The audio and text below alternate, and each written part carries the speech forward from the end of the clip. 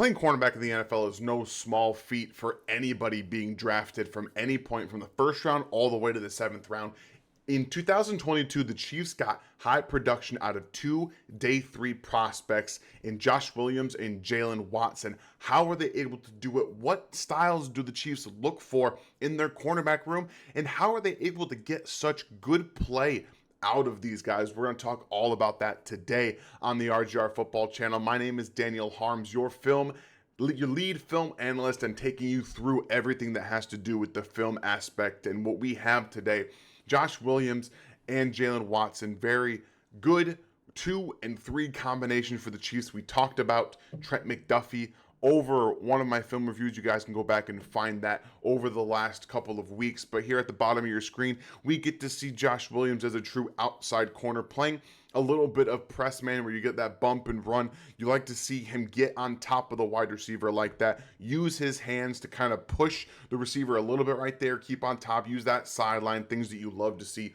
from your outside corner. That's where he is best. That's where he showed best in some of those aspects. He also played a little bit of the slot at times, like we're seeing here against the Rams.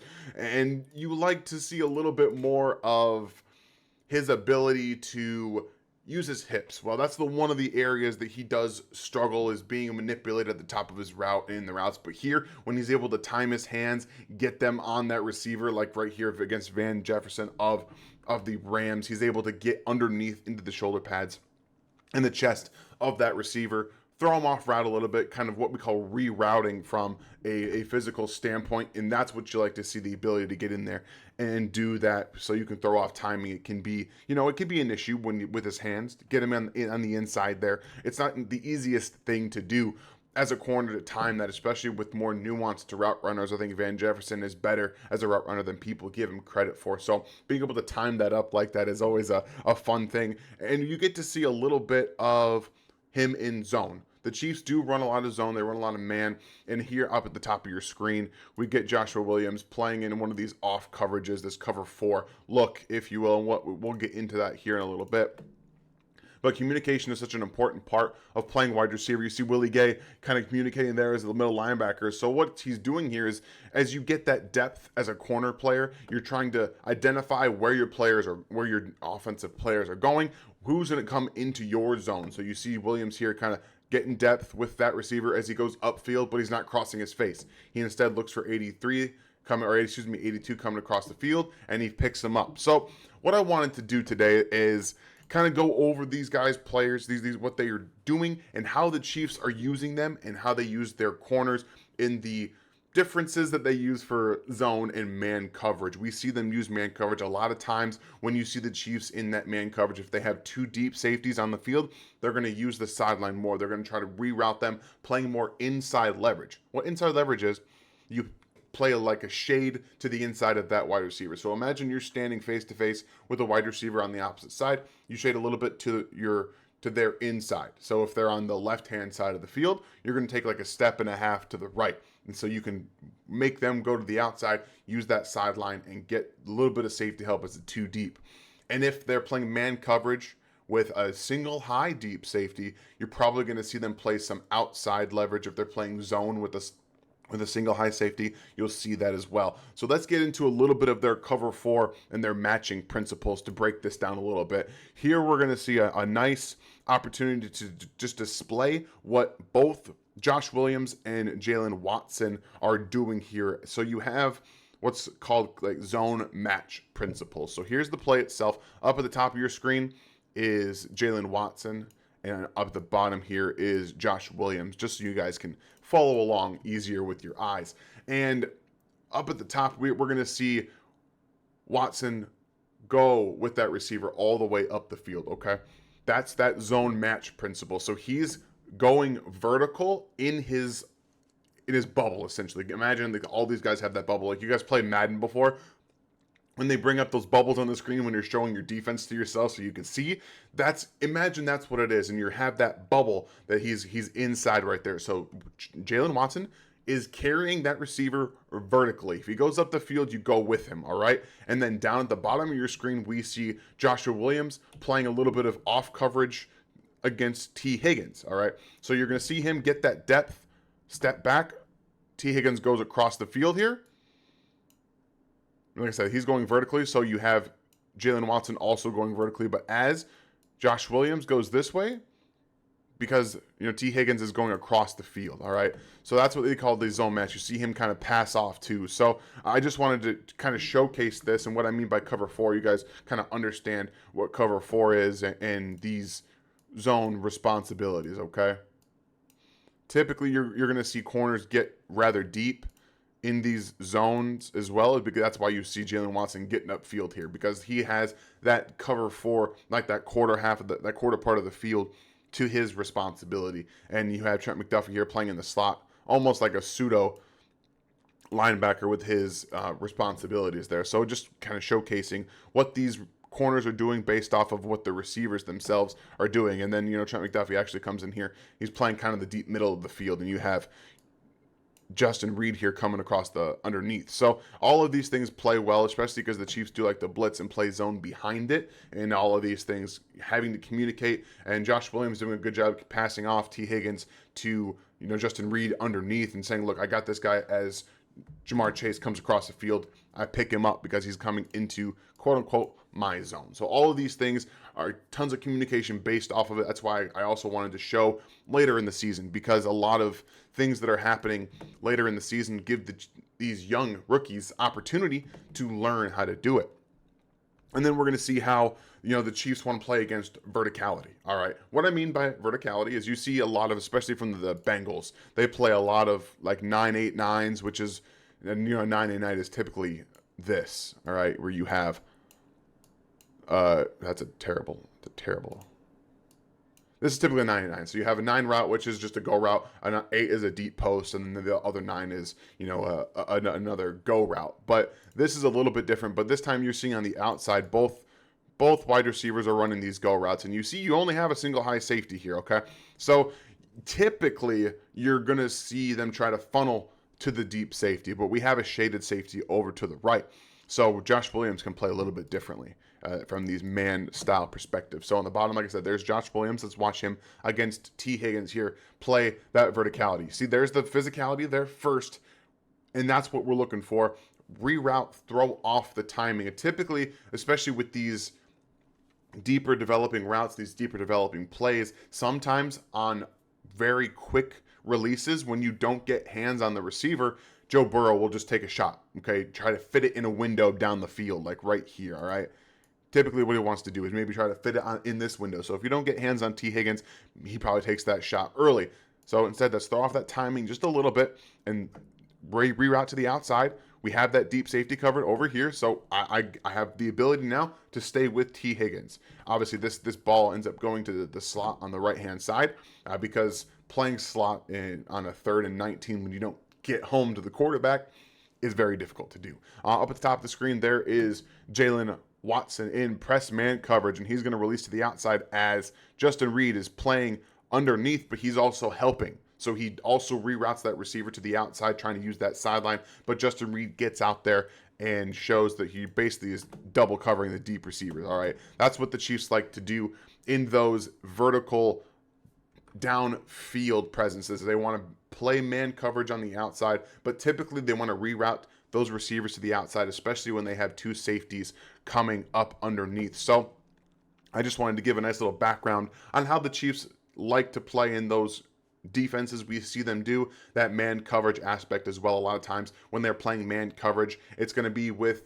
2 high and 1 high safety, but that lends itself to not necessarily seeing the corners in their best opportunity. You guys remember Charvarius Ward from a few years ago. He was not great at guys breaking across the middle of the field, but that's also because the Chiefs defense, stylistically, they want to funnel things to the safeties. So sometimes if you have that deep 1 safety back there and you see a corner kind of still funnel it to the safety, you have a lot of room on both sides for these receivers trying to make it work. So just wanted to kind of showcase how they're attempting to make that work, and always as an outside receiver, you kind of see them always trying to funnel to the safeties, or at least have safety help over top when they're letting the receiver release to the outside up the field. So I just wanted to showcase that. So Williams does have a tendency here to get manipulated at the tops of his routes. and in short distances. And so right here, we're going to see him get kind of manipulated into what's called a trailed position. Right here off the snap, Van Jefferson's going to do a good job of just releasing to the inside, all right? And he's going to beat Williams across his face downfield, and you see Justin Reed's playing single high, and they don't really throw the ball down there because the quarterback's moved off the spot. I think that if right here he would have maybe just taken that shot, that might be a touchdown. So when you see quickly those quick releases from receivers down the field against Williams when he doesn't get his hands on them, it's not always the best thing. So you see this little manipulation tactic right here. It's just that little outside hesitation. So what the receiver is trying to do is he's just trying to widen you. That's all he wants to do. So especially against a single high safety, if he can get underneath and go vertically down the field when you have maybe some other things over the middle or on the other side of the field, you can really put that safety into a bind. So right here, Van Jefferson, again, does a good job releasing slight to the outside. You don't really get a ton of movement from Williams here, but the short area movement, the left and right lateral agility isn't always there for Williams as he tries to flip those hips and run. This is where he does his better work, is playing that trail position. Like I mentioned, playing trail is when you're behind the receiver and you're just mirroring his movement. So here, he's in good trail position. He does a really great job of sticking with Van Jefferson all the way through. This ends up being an incomplete pass because the throw is a little bit to the outside, and Williams is trying his best to get over there, kind of throws him over there just a little bit, gets a little bit of a push. So he has that recovery speed, that juice to stay with receivers down the field. The problem is that for him at the top of routes, he can get a little bit too anticipatory with what he does. He tries to take what the receiver's doing and move off of that, and he can get moved very easily, in my opinion. So you see him at the beginning of routes. Sometimes he can get shaken, or the receiver can shake him free. And a lot of other times at the top, you might see some give a little bit of hesitation at the top and then move and break Williams off. So those are some of the things that he does that he does need to work on a little bit, but he really does a hell of a job of tracking down players and getting after him when he falls behind. And this is really the ideal spot for Josh Williams. He's a really good outside corner with safety help. When he can reroute receivers to the outside, he plays physically, he gets hands on them. When he does all of those things, you can really see the flashes for Josh Williams. He's an excellent corner to have on this specific team. The only reason that Jamar Chase even got to this football was because he pushed off of Williams. He's right there doing a really good job staying in that hip pocket, playing the receiver, and then also getting his head around to look for Chase. But right here, he breaks on the football well, and they go for 2 yards. It's like a 2-yard gain here. No, excuse me, a 4-yard gain, because he's able to stay with him. So a second and long situation, he's able to stay with Jamar Chase there. He does get pushed off, which should have been called in my opinion, but it's unfortunate for Williams in that situation. So, Josh Williams, when it comes down to it, he's a very good guy to have on your team. I think right now he's the 4. He's a very good backup. And I think last year they were kind of trying to figure things out with these two guys. And I said this last year during training camp and into the preseason, and it holds true today. I think Jaylen Watson, as we're going to find out here, is a much better zone and man player.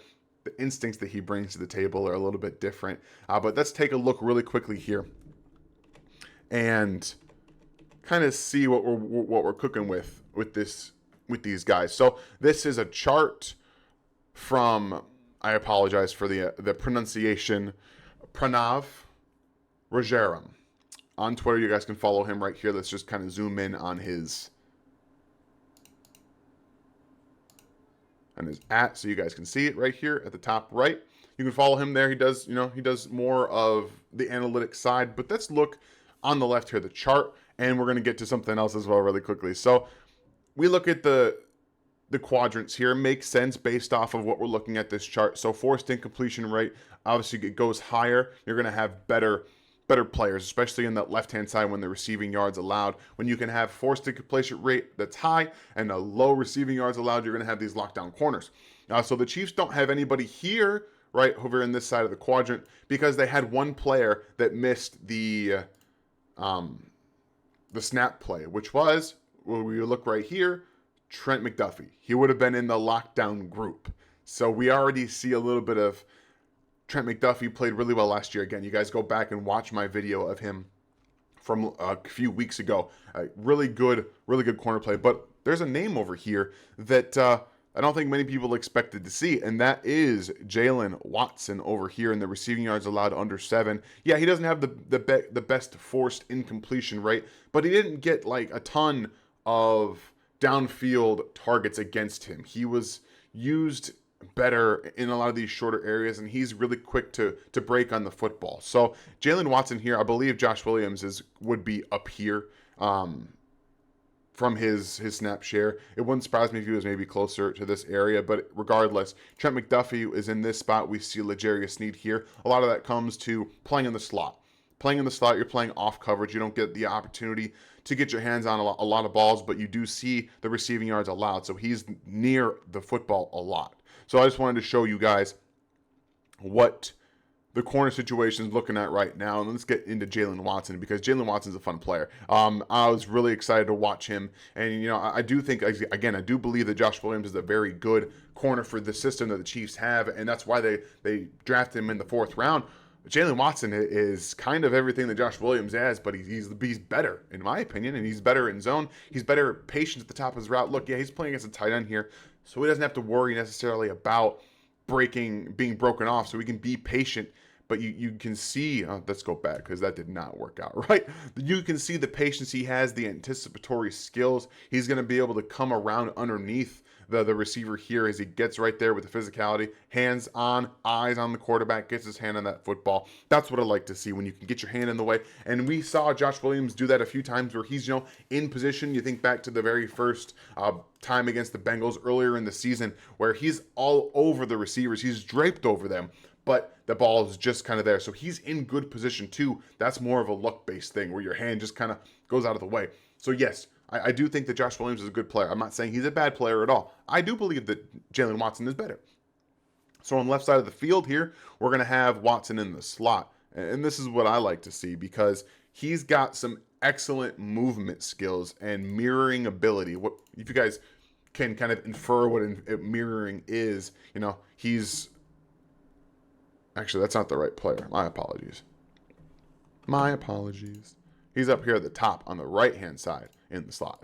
So the mirroring technique that he has, also playing in trail position here, you're going to see him take a jab step forward a little bit, put himself kind of in that trail position, attack, make that receiver show you where he wants to go. Because he trusts in his hip flipping ability, he trusts in his speed, he trusts in his acceleration. So I really like here, he kind of baits that receiver into releasing outside.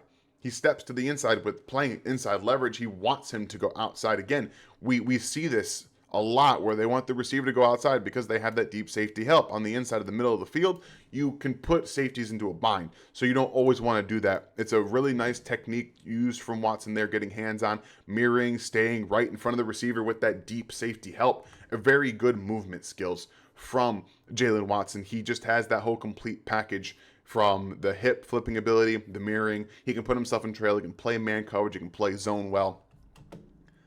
But all of these corners in Kansas City seemingly have the same problem. Josh Williams has it. I think Sneed has it sometimes. We see Trent McDuffie kind of getting better at it. He's got the best of it, in my opinion. Jaylen Watson also falls victim to getting your head around when the receiver is in the end zone or anywhere around the football. You see, he's patient, he's waiting, he's playing that trail technique we just talked about, and then he just doesn't get his head around.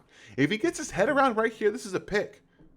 Instead, it's a touchdown, because instead, like I said, instead of getting his head around, following the receiver, there's nowhere he can really go. So if he keeps his hands on, Jerry Jeudy right here through the route, use those mirroring skills, keep your hands on him, you can stay with him, and he knows he can. So if he just turns his head around right here, this is a pick.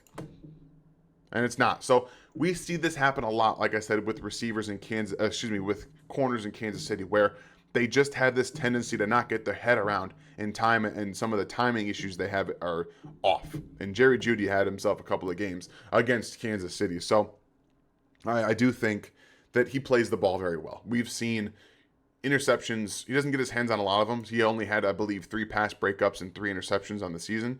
Jaylen Watson did, but that's going to come with timing and being more around. So you're going to see him right here playing against Zay Jones. I love this play. He's such a fantastic athlete. And what I want to see, understanding the situation. So the Chiefs are blitzing right here. We can kind of see that. You've got multiple things happening, and the receiver does not know that they're blitzing, but one guy who does, ding, ding, ding, ding, ding, ding. Jaylen Watson knows this ball has to come out quickly because the Chiefs' defense is blitzing. So I can get my head around quickly because I expect the ball to come out, regardless of where he goes. If he's coming to the opposite side, okay, he's going to do that, but he's going to come to my side, okay? Boom. There's that read. There's that pick. Love that play and that extension from Jaylen Watson. He's so much fun. So let's watch the blitz package here. I love how they're able to create a free rusher. It's so fun. You guys, Chris Jones we all know Chris Jones is fantastic, but this is what the Chiefs do a lot of, okay? So they're just going to take Chris Jones, kind of move him this way, but you also have him lined up. They're bringing a corner off the side here. So they're overloading the right tackle.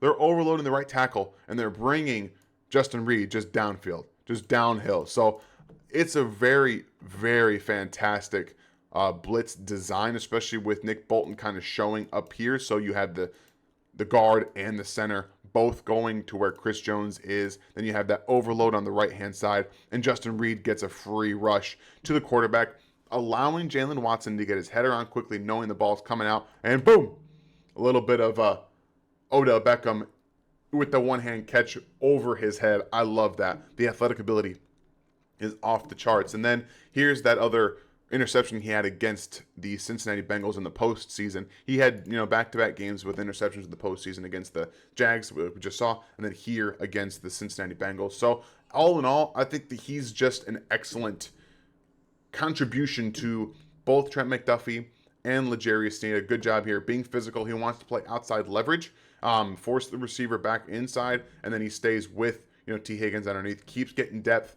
He gets upfield, and then we see Joe Burrow throw that football out before I think T. Higgins expected him to, because he was trying to reroute, go underneath and around to get to more space, and Jaylen Watson says, not today. We're going to see these guys both in training camp. I want to see the steps that they take, because right now I do think, based off of last year's performance, Jaylen Watson is the clear number 3 corner and the number 2 outside corner when they're in those nickel sets. So he's a fantastic athlete, and I think that he plays zone and man coverage, but a little bit to a higher level than Josh Williams is. But if Josh Williams is like just playing the outside, where his responsibility is to play physical man coverage leading up the sideline, that's where his strength is, and I think that's a little bit better than Jaylen Watson. So these guys have good complementary skills to what the Chiefs want, and it makes sense that they used them both in different situations last season to see what they do best, and also to utilize their skill sets best. And I do think they're both going to be utilized differently this season. They're going to keep being interchanged a little bit. Training camp is what I want to see, where these steps are taken, because if Jaylen Watson takes that step forward, and Josh Williams takes that step forward, the competition between the two will breed excellence out of both of them, in my opinion. So that's going to be a fun watch to happen. And then, Trent McDuffie continued taking that step. This corner group from the Chiefs from last season, they could get 3 legitimate starting level corners out of one draft class. That is unheard of. And Trent McDuffie is on his way to being a lockdown corner. I think Jaylen Watson has the ability to take that step to close that gap from solid, like we saw on the chart, up his way a little bit into the lockdown, just a little bit, so that he get his hands on balls a little bit more. And I really think he's taken that step towards that, and we expect L'Jarius Sneed to be good. This corner group might be the best that we've seen in Kansas City in a very, very long time. I'm excited to watch it. I hope you guys enjoyed this breakdown of the 2 guys you asked more so than anybody else, really. These 2 guys, these young players, these day 3 duo. Please hit the like, the bell, and the sub to the channel. We love growing at Chiefs Kingdom. You guys are the best fans in the world. Please make sure you're sharing this with everybody. And also, if you guys have anything you want before training camp hits, make sure to let me know. We can do some more videos on these guys. So make sure you're hitting the like, bell, and the sub. Have a fantastic day, and we'll see you guys next time. Thanks for watching this video from the team at RGR Football. Click these videos to see more and subscribe to RGR Football.